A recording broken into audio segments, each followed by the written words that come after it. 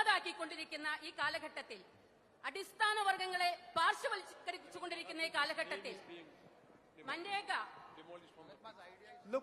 മൻമോഹൻ സിംഗ് കൊണ്ടുവന്ന ഈ പദ്ധതി ലോകം മുഴുവൻ ഏറ്റവും നല്ല തൊഴിൽദാന പദ്ധതിയാണെന്ന് പറയുമ്പോൾ അതിനെ സൈഡ് ലൈൻ ചെയ്യുന്ന ഈ സർക്കാർ, അതിനെതിരെ ഇന്ത്യൻ നാഷണൽ കോൺഗ്രസ് രാജ്യവ്യാപകമായി നടത്തുന്ന പ്രക്ഷോഭങ്ങളെ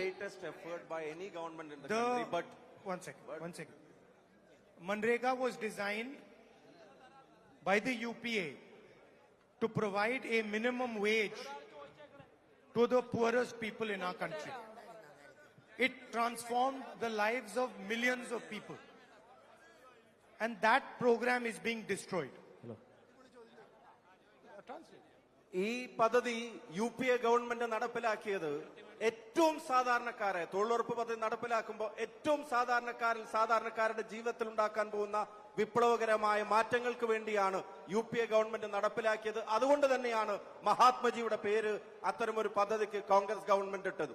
The national government does not want to pay a minimum wage to the laborers of India.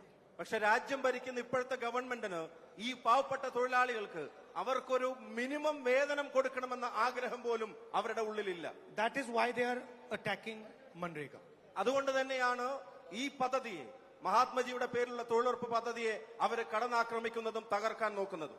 The second reason why they are attacking Manrega is because Manrega is a program that is run at the third tier of government.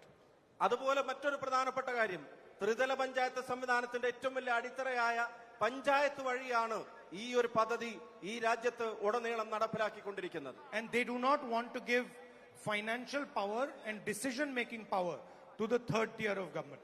നാട്ടിലെ സാധാരണക്കാരനെ സംരക്ഷിക്കുന്ന ത്രിതല പഞ്ചായത്ത് സംവിധാനങ്ങൾക്ക് സാമ്പത്തിക അധികാരവും അതുപോലെ തന്നെ ഇത്തരം കാര്യങ്ങളിൽ തീരുമാനമെടുക്കാനുള്ള അധികാരവും ലഭ്യമാവരുത് എന്ന് അവർ ആഗ്രഹിക്കുന്നു. They want the government to be run from the bureaucrats' offices